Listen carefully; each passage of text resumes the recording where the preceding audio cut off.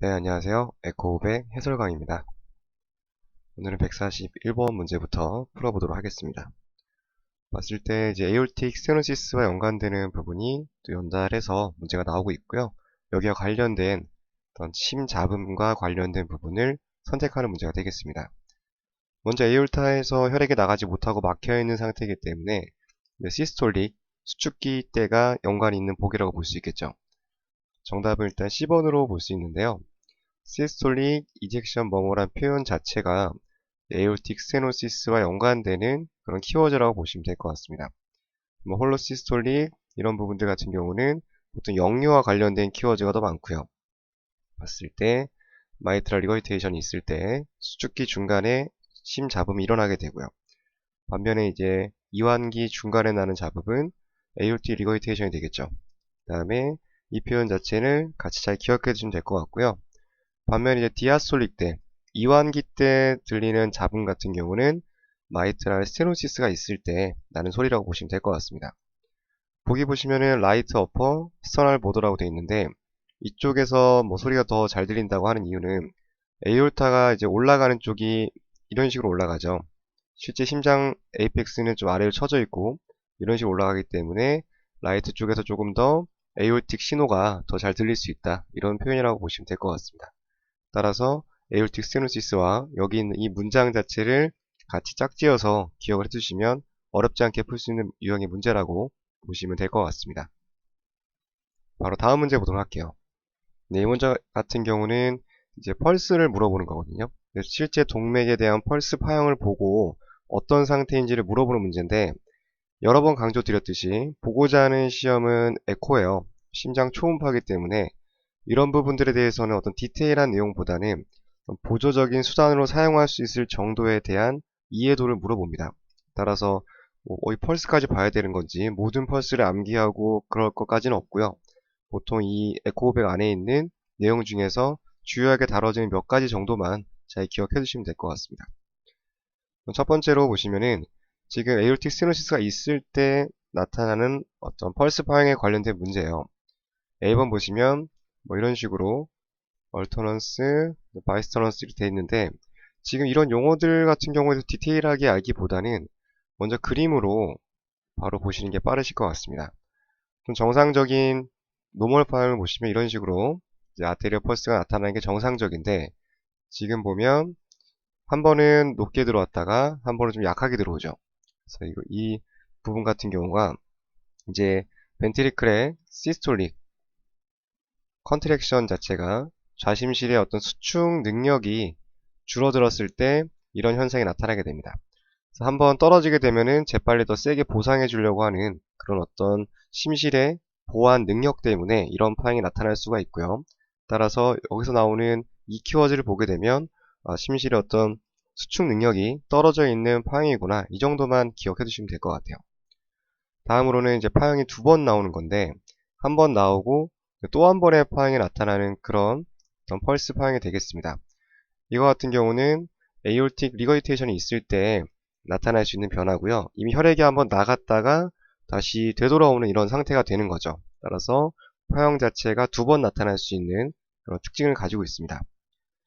보통 이제 많이 나오는 게 이거거든요. 펄서스 파라독서스가 가장 많이 나오는데 보시면 숨을 들여 마셨을 때는 파형이 좀 줄어들고요. 뱉었을 때는 올라가는, 정리해보면 호흡에 따라서 펄스 파형이 바뀌는 그런 특징을 가지고 있습니다. 이거 같은 경우는 심장에서도 응급질환인 심낭 압전, 카디악 탐포네이드가 있을 때 이런 특징적인 파형이 나타나게 돼요. 따라서 여기 있는 내용들은 기본적으로 이렇게 되겠구나 정도 보시고요. 주로 많이 나오는 것은 바로 이 파형 자체가 가장 많이 문제에 나오고 있습니다. 다음으로 이제 에올틱 스테노시스가 있을 때는 혈액 자체가 잘 들어가지 못하죠. 그래서 파형 자체도 완만한 형태를 나타내게 돼요. 어떤 펄스 자체가 검출되는 게 좀 양이 적기 때문에 따라서 펄서스 이런 식으로 뭐 파부스라고 불리기도 하는데요. 이런 식으로 나타날 수가 있겠습니다. 따라서 D번으로 보시면 될 것 같고요. 정답이 D번인 걸 알았지만 A, B, C번이 의미하는 게 어떤 건지도 같이 한번 잘 기억하시면 도움이 될 것 같습니다. 대표적인 몇 가지 파형 정도 에코 공부하시면서 같이 암기해 두시면 될 것 같습니다. 다음은 에올틱 에리어에 관련된 부분인데요. 봤을 때 뭐 위중한 에올틱 밸브의 에리어는 무엇입니까? 라고 물어보는 문제입니다. 마찬가지로 전에 마이트랄 스테노시스 할 때 풀어봤던 유형인데요. 이런 유형 같은 경우는 굳이 정확한 기준값을 모른다 하더라도 풀 수 있는 문제라고 볼 수 있겠죠. 가장 에리어가 좁은 게 위중한 상태의 에올틱 스테노시스의 상태라고 유추해 볼 수 있겠습니다. 다음 144번 문제 보도록 할게요. 보통 이제 마찬가지로 에코 이외에 연관되는 부분인데요.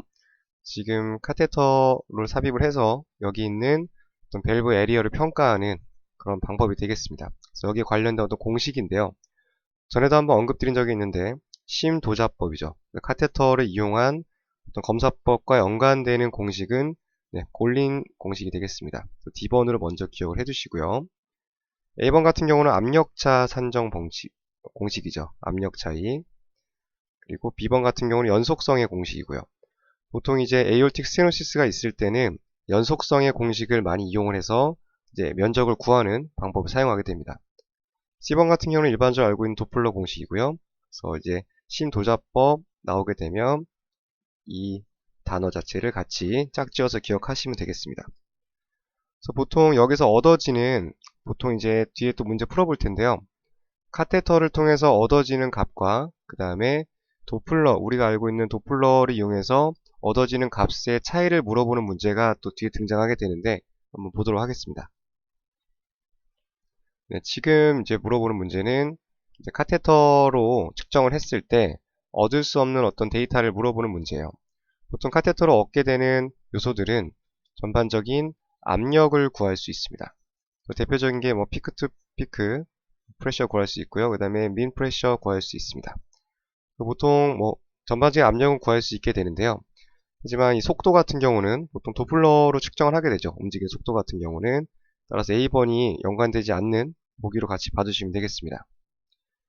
추가적인 내용 설명을 좀 드릴게요.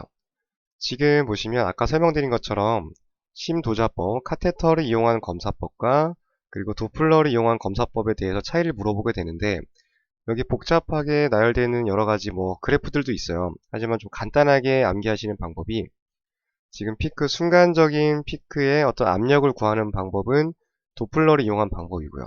그리고 피크 투 피크라고 되어 있는 이 부분 같은 경우는 카테터를 이용한 방법이 되겠습니다. 일단 이 용어와 연관되는 짝을 먼저 지어주시고요. 그 다음에 많이 물어보는 게 이렇게 해서 구한 값 중에서 어떤 값이 더 크게 측정이 되고 어떤 값이 조금 더 작게 측정이 되는지 물어보는 내용이 있습니다. 지금 그래프에서 보시는 것처럼 여기서 얻게 되는 순간적인 피크 값은 더 많게 측정이 돼요. 여기 있는 심도자법을 사용한 카테터를 사용한 값보다 도플러를 사용해서 순간적으로 측정한 값이 결과치가 더 높게 측정이 된다. 이 부분만 잘 기억하시면 되겠습니다. 왜 그렇게 되는지 원리까지는 뭐 이해를 했다 하더라도 결과적으로는 이 부분이 중요한 거니까요. 따라서 도플러를 사용한 피크 순간적인 압력차가 카테터보다 더 높게 측정이 된다. 이 부분 정도만 기억하시면 될 것 같아요. 그 다음에 이제 순간적인 피크로 측정을 하다 보니까 조금 이제 정확도에 대해서 여러 가지 좀 문제가 생길 수 있어서 구해진 값에서 스펙트럼을 이런 식으로 쭉 연결해서 트레이싱을 하게 되면 중간 값이 나오게 됩니다. 민 그라디언트가 조금 더 전체적인 그래프로 평가해서 평균치를 낸 값이기 때문에 조금 더 유용하게 사용되어질 수 있는 그런 값이라고 같이 봐주시면 좋겠습니다. 그래서 구해진 스펙트럼에서 라인을 따라 그려서 트레이싱해서 만들어진 값이라고 보시면 될 것 같아요. 그래서 보통 같은 그림인데요. 이런 식으로 이제 순간적으로 구하는 것도 있지만 민 그라디언트 같은 경우는 전체적인 어떤 부분을 파악해서 값을 유추해내는 그런 방법이라고 간단하게 기억을 해두시면 될 것 같습니다. 네, 이렇게 해서 강의 마치겠습니다. 감사합니다.